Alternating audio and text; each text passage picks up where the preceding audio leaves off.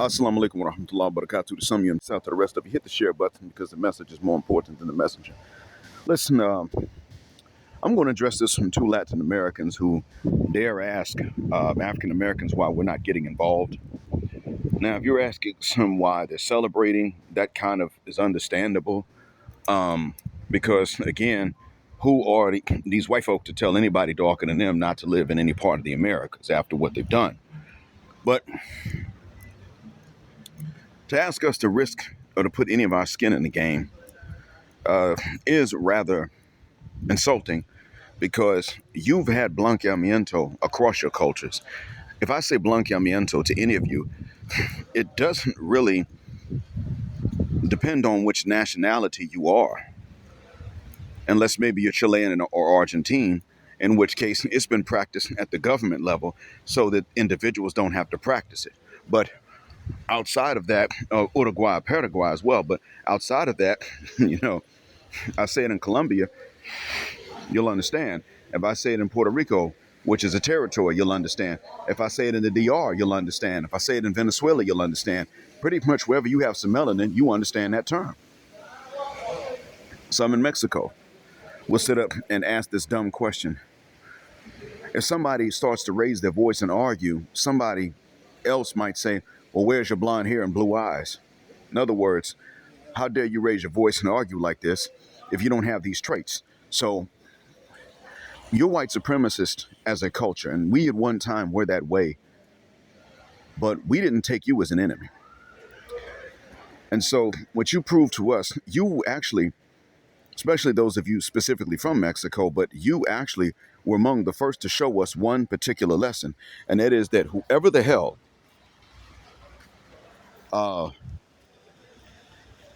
comes into any place where there are both white folk and black folk,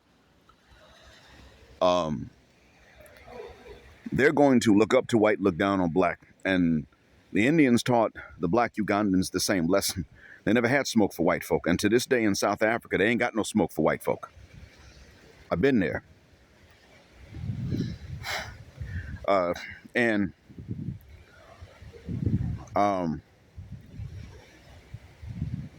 in Zanzibar, eventually the black population had to rise up in a manner that was so horrific, it even made me cringe. I was like, damn, you can't do this to them. Because they did some things even to women and children. And they got riled up like this by a black Christian from Uganda who went back to Uganda and lived a nondescript life. But the anger that he stoked up came about from the way that everybody that ain't black or is partially black treated everyone that is black in Zanzibar. And I wouldn't say all people, of course, but the point is that in general, it is a pattern to which we are reacting. And some of you are getting online and trying to point out individual exceptions to this pattern. We still have to react to the pattern because eventually that pattern catches up with all of us as individuals. So I think you need to fuck the shuck up. Take this, swallow it. As a matter of fact, what you need to be saying to us is, listen, don't get involved. Don't break your necks for us because we don't deserve that from you. Not only do you not owe us anything, but there's probably some measure of what we owe you. Now, 1821 was independence for Mexico. I've talked about how in 1829 was all it took for Mexico to say that this is illegal at this point, meaning slavery. But then it gave the Republic of Texas, not the Republic at that time, the state, the Estado, within the República of Los Estados Unidos Mexicanos, which is Mexico's official name, the United Mexican States. Well, this is what it came down to. It in the end, it came down to you gave white folk a year's extension to own some Negroes. Then you marched against them as a law enforcement war, which is okay, which was the right decision to make. Now, it was late. You knew damn well them white folks wasn't going to honor that extension. And most of them who fought against the Mexican army were too poor to own any slaves themselves. But after that, while allowing and granting a safe place for African Americans who could go and live there legally, you still made it a point that we were not to be treated as equals. George Lopez sat up and said uh, at a show one time, you got two rules if you're Mexican: don't park in front of a house and don't marry somebody black. Well, liberation is about more than just being allowed to marry somebody else. But the question becomes, where's this rule for white folk?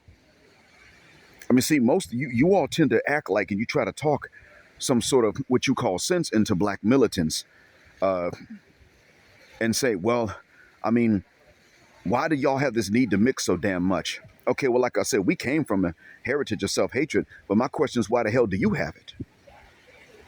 You have a need to mix with your oppressor. Even we generally prefer the oppressor's women least. Now, the women prefer the oppressor's men the most, and that's part of the reason for this divide and division in between black men and black women, whether it's on the continent or in the Americas. That's one of the reasons for it. A lot of black men, even in Colombia, will sit up and say, I prefer sisters. A lot of sisters, even in Colombia and Brazil, will say, I prefer Zaddy. And so naturally, we're going to look at you and say, well, yeah, okay, when it comes to women, you look at La Güera and you're like, oh, yeah, I mean, she's great. She's blonde. Yeah, of course. No, man, screw you. She doesn't treat you better. That's not it. She looks at you like you're shit. And she's going to for a long time to come. Now, do I think white folk have a right to complain about you waving your country's flags and burning theirs? No, they don't. But again, it's not our fight, because you made one thing very clear. No matter how wrong they asses were with us, you were never going to side with us. You were not going to put your necks out there on our behalf. You weren't even going to say, hey, listen, why don't you all come into this country? See, NATO pretty much said, the UN said that black American men have legal grounds to go into other countries that offer asylum and ask for asylum and request it. There was never a point where you turned around and you said, you said, listen, come here. Canada was more receptive to us than you all were. Now, you may say, well, we didn't have the resources, and that's very true. Well, who economically bombed your nation, and rather nations, back into the Stone Age? I'll give you a hint as to who it wasn't. It wasn't us. And so,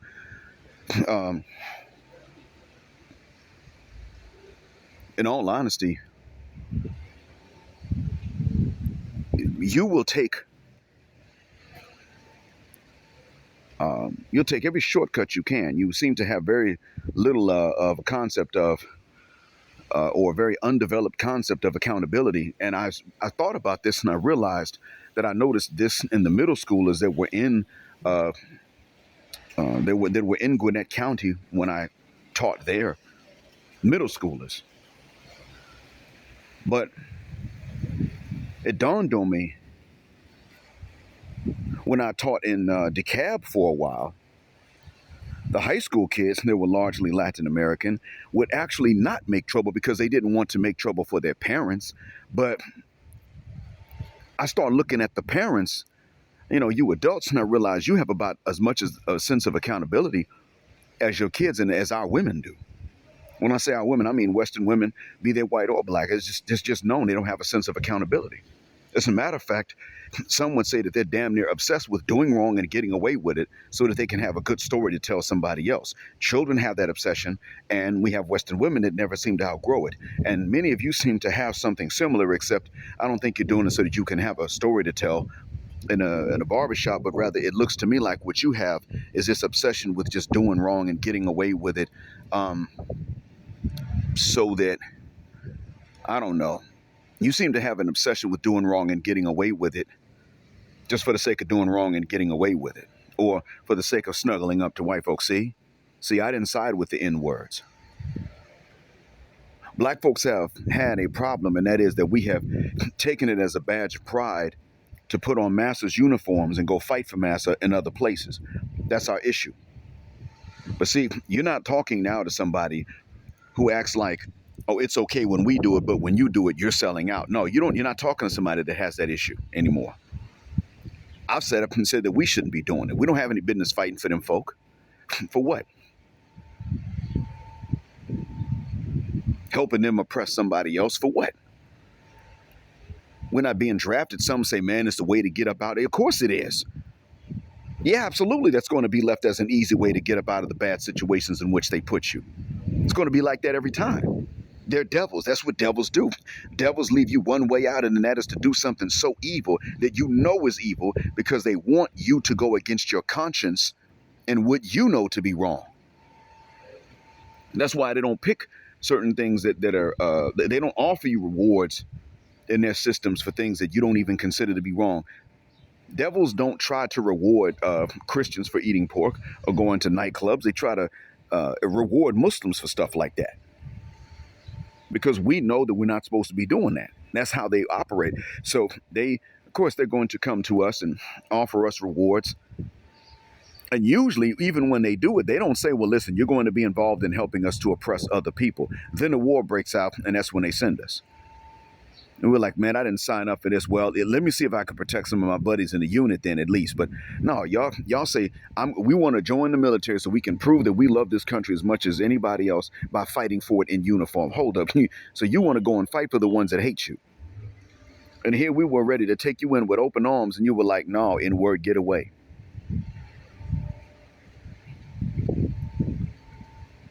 My answer to you is, you know what?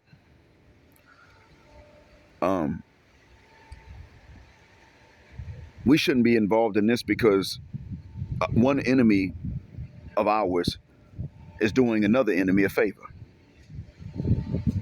But they're teaching you exactly where you don't belong. They're teaching you right now in a nutshell that you will never, ever be accepted. And I'll state this too as well. See, there's a divide in your communities between those who go to the U.S. legally and those who go in illegally or let proper legal paperwork expire. There is also a division between those born abroad, back in the home countries, and those born in the U.S. There are these divisions as well. So what I'm going to state to you is this. You have this division. I'm not only going to tell black folks to know about this division, I'm going to tell black people to exploit it. Wouldn't you do that? If you were more aware of our divisions like white folk are, because they help to create them, you would exploit them more. So I'm going to tell black folk, beat you to the punch and exploit the divisions. Differentiate between the Chicanos and those that were born abroad. Differentiate between those who have their paperwork and those who don't. That's how you do it. Now, I don't think that the U.S. has been as nice to you guys as and I don't think the governments have given you all the services that we tend to think that you've gotten. Brothers, y'all need to get some facts straight. Just jumping over the border with no papers doesn't mean that they get a whole bunch of things. Now, it does mean they've been getting leniency. That part is true. A lack of enforcement, but not actual positive services and contributions like that. No, that's not how this has worked. So don't get this twisted, gentlemen. That's not the way that goes. Now, they've been allowed to do certain things because of what has not been enforced. Yeah, they can, that's why they may turn around and get into a car accident and get out the car and just run. Because they've been allowed to move around without insurance. That's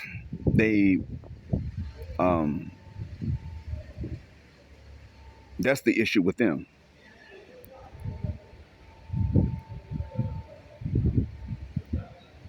So I don't want us to get our facts wrong either, but yeah, look, find these divisions and exploit them because that's what the hell they deserve. Just for their anti-blackness.